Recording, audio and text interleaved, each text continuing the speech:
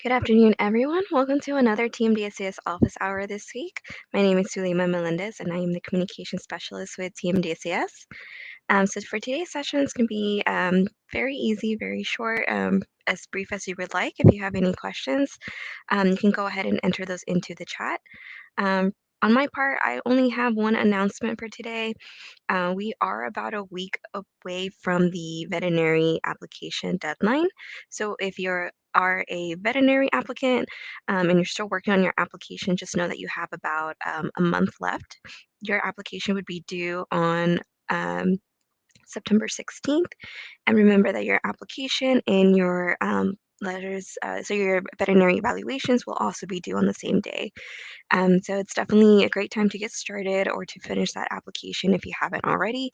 And of course, if you have any questions, you can always ask those during our office hours or even send us a message in your Team DSCS application portal.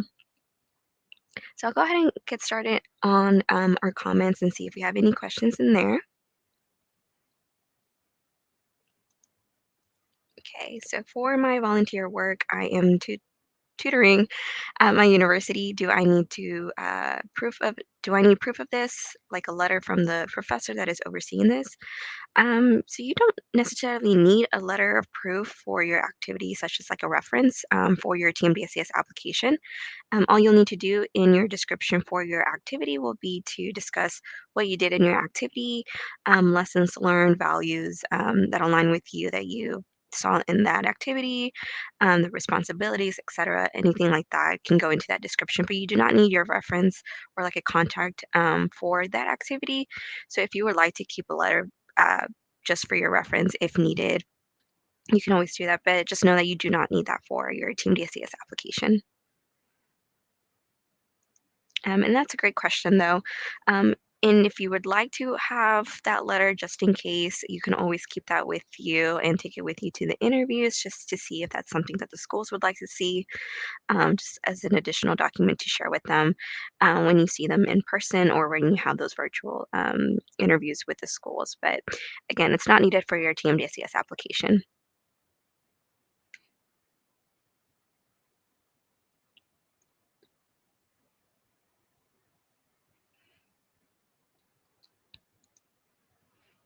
Okay, so the follow-up question from Raj. For my application under the terms attended, I am getting a missing term message.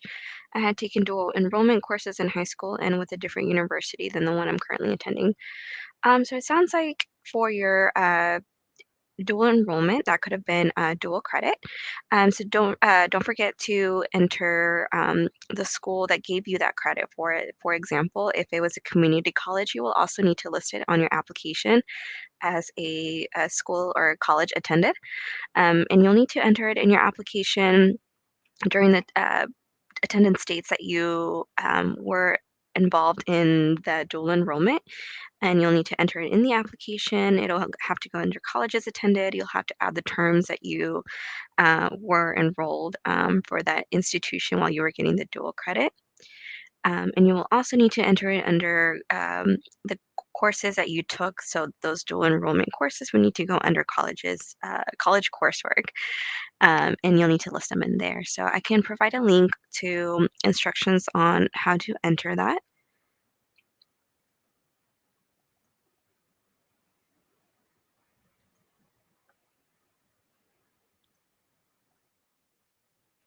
And for dual credit courses taken in high school, there are instructions on how to enter those in this link. It's at the very top, so it'll be easy to find. Let me go ahead and enter it.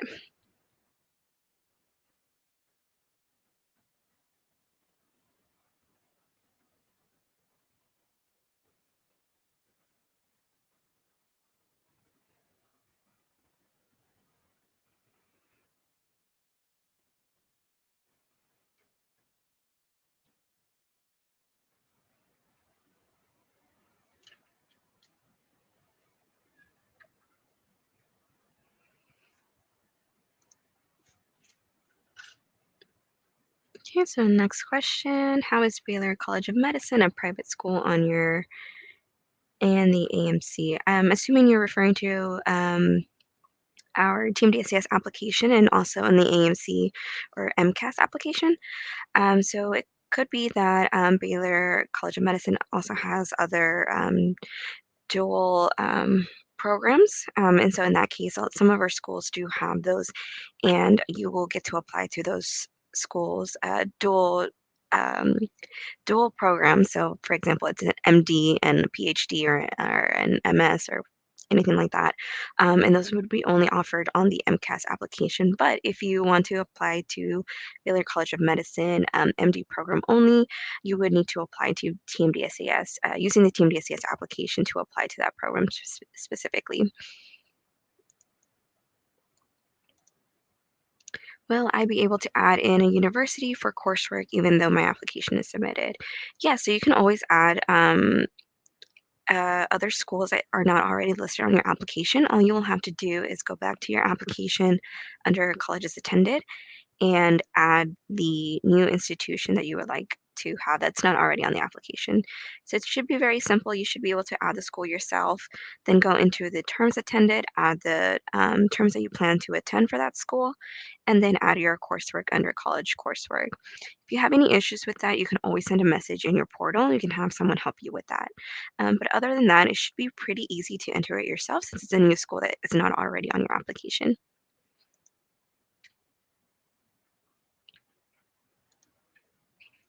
Okay. I didn't go to high school. I did the exams and courses privately. What do I put on my application for high school? By any chance, was this kind of like a homeschool situation? Or that's the only one that I can think of. So just let me know if you can provide more information.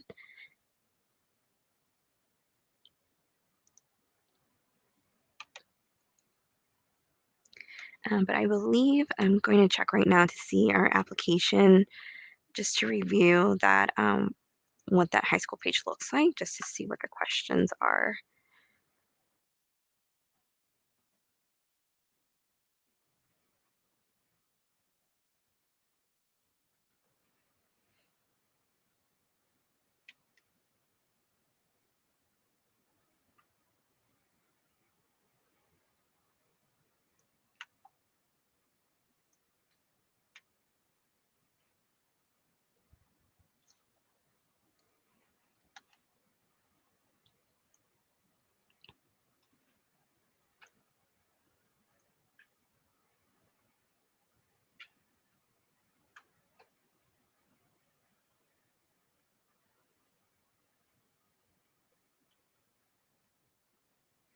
Okay, so just following up with the high school question, the three options that we have for high school are high school, GED, or homeschool. So depending on how your situation was and how you completed high school or um, how you were able to get through that education, I would say select the best option that applies to you. You should be able to enter information. If, for example, if it was GED, you can enter it in there information about the high school if you attended it, and as well as homeschool, you should be able to enter that as well, information about it as well. But just do the best you can with adding and entering the information that um, it is that you can use best to fill out this section of the application. But other than that, I don't have any other information about high school. So if you did have questions, I would recommend that if either of those three options don't necessarily align and apply to your situation, then go ahead and send a message in your Team DCS application portal so we can have someone assist you with that question.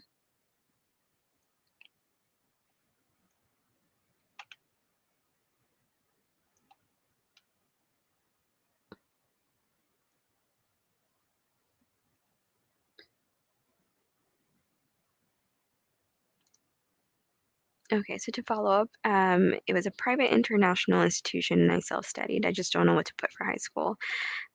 Yeah, so I think in the situation, you could either use homeschool. It sounds like that might be the best option for you since this was it sounds like it was a self-studied pace. And so you can enter that information in there. But if you're still unsure, you can always send a message in your application. That way we can have a team member take a look at that for you. I unfortunately don't know what else that would be besides homeschool. That sounds like the best option. But other than that, I'm not really sure about other other possibilities that could be best aligned with. So I would say homeschool, but if you're still unsure or not certain that is the best answer for your application, then you can send a message in your portal.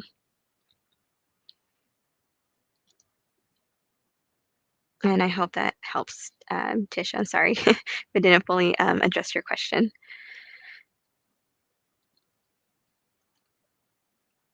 But if anyone else has any questions, you can go ahead and enter those into the chat. I will do my best to answer those to the best of my ability.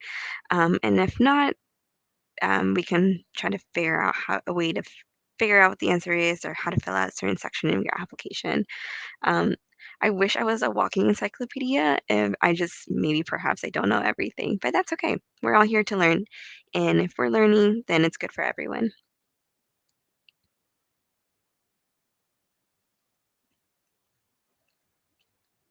All right, and then I did want to mention that we do host office hours every week. Um, Typically, it'll be Mondays. I'm pretty sure it's still going to stay as Mondays. It worked out really well in for the summer to host these during Mondays at 1 p.m. Um, but for now, that's going to be the schedule that will follow and continue for the fall. For the next office hours, we do have um, a office hour topic, and that'll be specifically for veterinary applicants. Because that application deadline is coming up a lot sooner than our medical, dental, and podiatric application deadline. We'll go ahead and use next week's session to talk about certain specific topic about the veterinary application, things that you need to know about it, and also information about veterinary evaluation, since we do tend to get a lot of questions as the deadline approaches, which again is September 16th at 5 p.m. Central Time. So if you know anyone or are a veterinary applicant, make sure to stay in and tune into next week's office hour session. For now, and of course, if you have any other questions, even if you're not a veterinary applicant, you can always feel free to join in and ask your questions live during our time.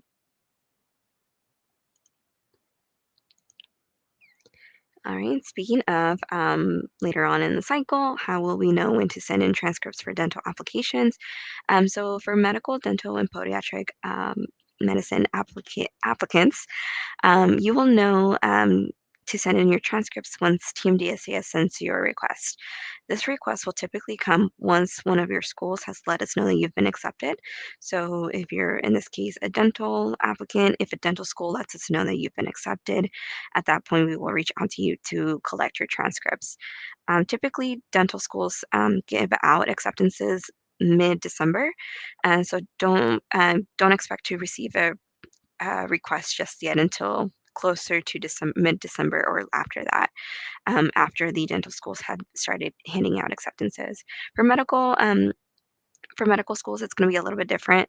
Medical schools tend to give out acceptances mid-October. So as of that point on, moving forward, once the schools let us know that they've accepted an applicant, we will reach out to that applicant specifically to collect transcripts.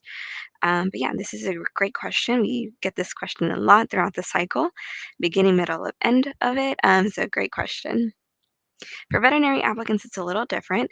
Veterinary applicants will receive the transcript request once one of the vet schools has let us know that they have been interviewed. So it's a little different. The trigger point for transcript requests for veterinary applicants comes once the applicant has been interviewed. For any other applicant, it would be once they have been accepted.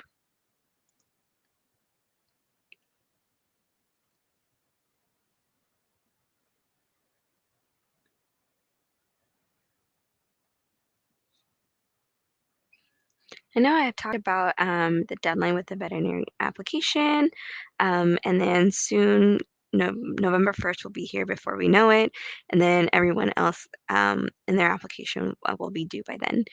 So we did have an office hour at the beginning of the cycle, and it talks a little bit more of the specific sections to watch out for to make sure that you have completed to the best of your ability and make sure you didn't leave out any information to avoid any processing delays.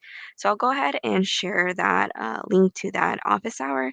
I just think it's very important to take a look at that before you submit your application to make sure everything is complete, that you didn't leave out anything. Certain sections in the application, if left unlooked, like overlooked, or are not complete, can cause a delay with your processing once you submit that application. So I will go ahead and find the link to that office hour, so that way you guys can take a look at that as you guys are getting ready to submit your application if you haven't already.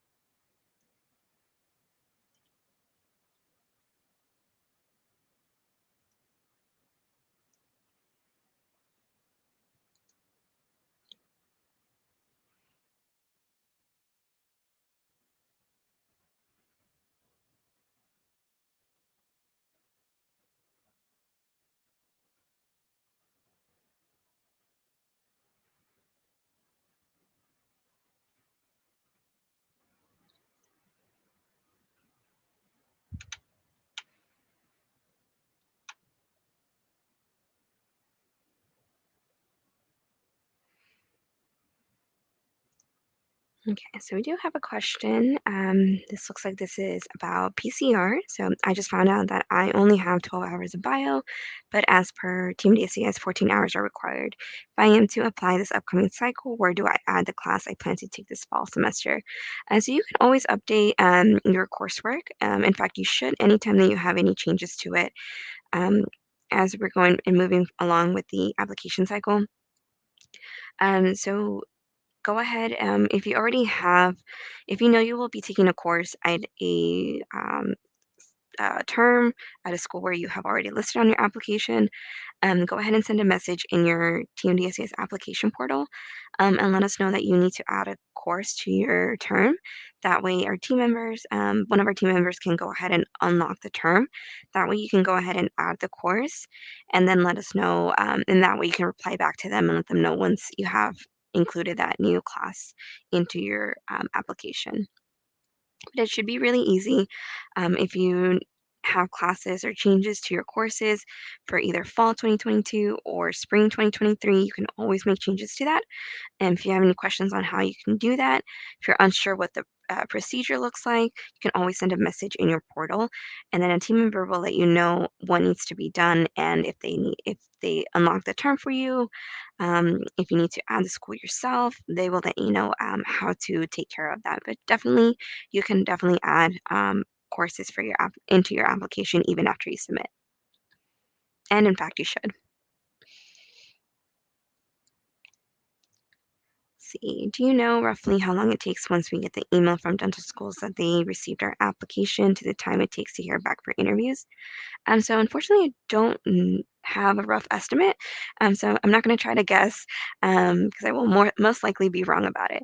I recommend that you reach out to the schools just to see, kind of get an idea of what their timeline looks like. Maybe they have a certain process for that. Um, and maybe they might be able to give you a little bit more insight that is specific to their school. Since we only manage the TMDSA's primary application once it's sent off to the schools, and the schools can get in contact with you regarding anything involving your application. So I would say definitely take this question back to the schools.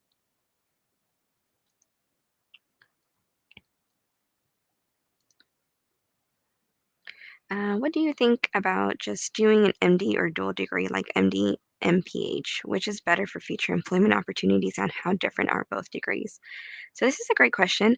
I unfortunately don't have the answer to it, and it sounds a little bit more like on the advising side. So my recommendation would be to go back to your advisor at your institution to ask what they see, and it could be that it just needs to be something that's tailored to you specifically. So depending on what your career goals and what you see yourself doing in the future, they might be able to better address that question for you and kind of give you an idea of what pathway would be better suited for you. So unfortunately, I'm not an advisor and I wouldn't be able to give you an a nice answer to this question.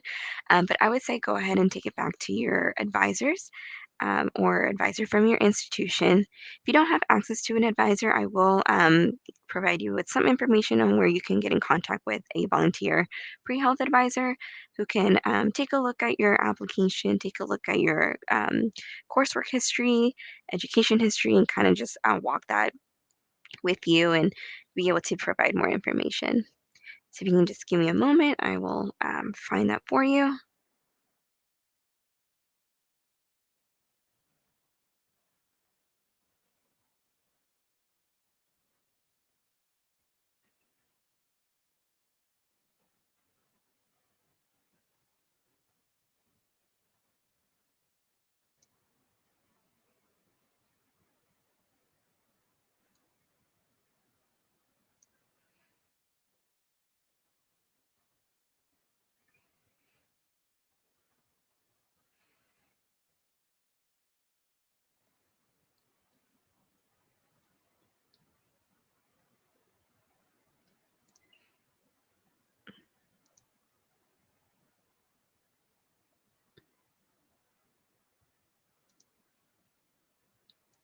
And I know that a couple weeks back we had an issue with being able to access this link, and it looked like it was like a website maintenance problem at that time. But can confirm that this website does work and this link works, and it will be taking you to the um, let's see if I can remember their acronym.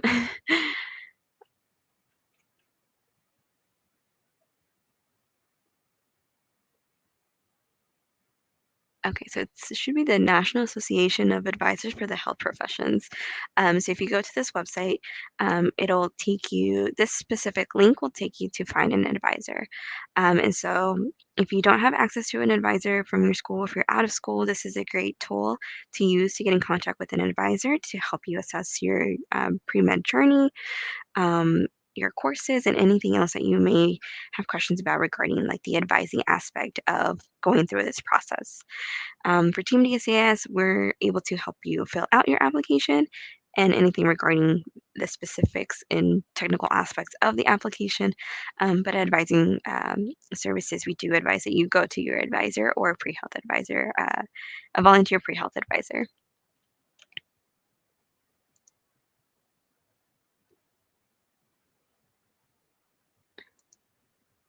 Okay, so do graduate degrees also count for your BCPM GPA? For example, a master's in applied mathematics, will the grades for this degree also count for your BCPM?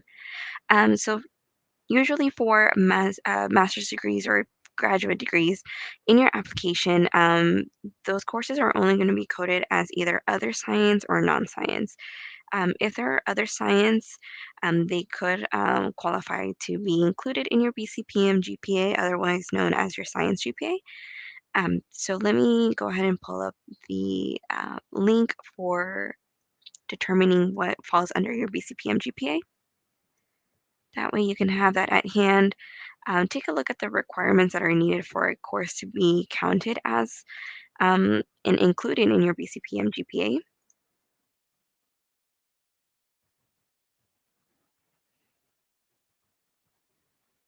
But if those courses are as other science and they are included in your BCPM GPA, then yes, that's whenever those graduate courses help boost your science GPA for you.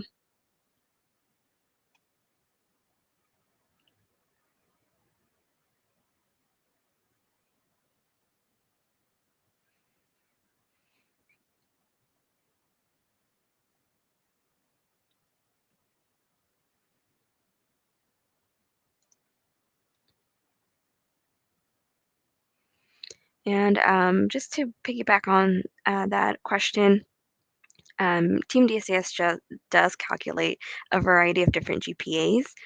Um, and in fact, it's just depending on what the schools would like to see, but we can pull, I think, about 100 different GPA calculations. But the ones that the schools are mainly concerned about are the ones that you can find in your application status page. So whenever you log into your Team DSAS application portal, And under application info on the right-hand side of the page, where all the different tabs are to access each page of your application are, you can go under application info and click on status. And then once you have that page open, you scroll down about halfway through the page, and it'll show you your overall GPA, your BCPM GPA. It'll even give you a breakdown of your undergrad and graduate BCPM GPA. So it can even get as specific as that. So you can see what your GPA would look like or looks like once you have submitted your application, but know that the GPA calculations should be finalized once your application is transmitted to the schools. Remember that during processing, applicant liaisons will review your application, review the coursework, and make sure that your GPA is entered in correctly and finalized in order for the schools to see the final GPA calculation for you. So I hope that helps.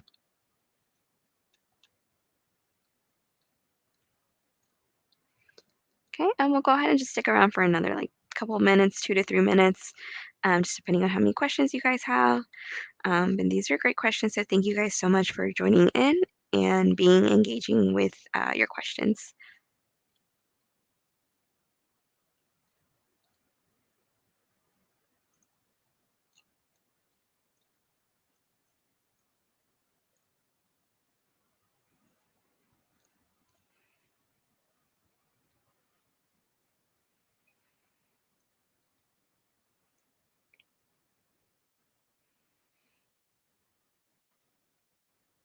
And don't forget that whenever you submit, it does not end at just hitting submit and then just being done with your application.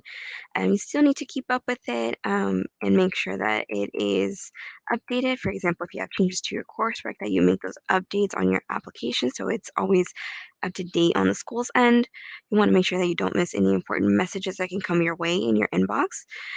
You also don't want to miss out on checking out your PCR and any kind of additional information that may be needed from you that is important for you to take a look at after you submit your application and once it gets transmitted to the schools. So I will go ahead and link to the application guide next steps so that way you can have these at hand and don't miss out on any important notices that may be coming your way afterwards.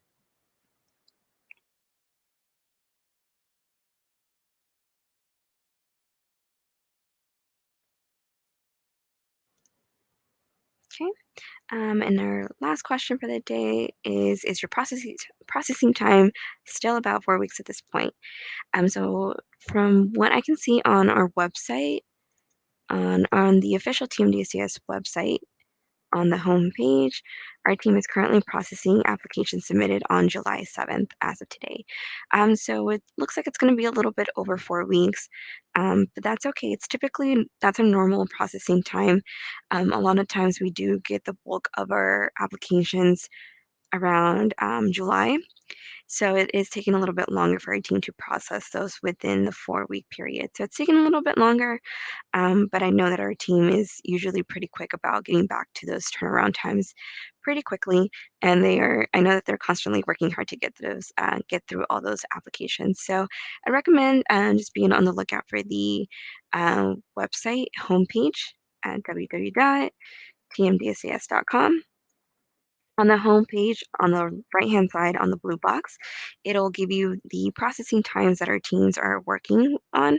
So, our process team is working on applications submitted on July 6th, and our supporting documents team is working on letters of evaluation submitted through direct upload and Interfolio on the date August 12th. So this information is updated daily, so it'll always be up to date for you to check out.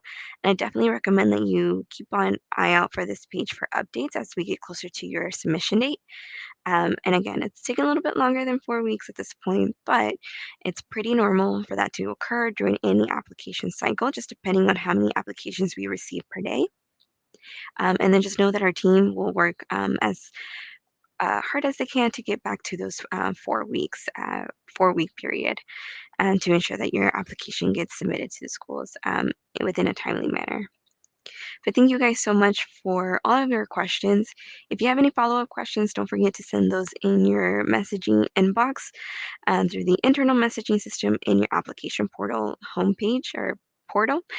And thank you guys so much for watching. Remember that we have the next office hour session next week, and specifically about veterinary applications, but you are all welcome to join in and ask your questions to be answered at the end of the session. And yeah, that is all I have for you guys today. I'll see you guys later. Bye, everyone.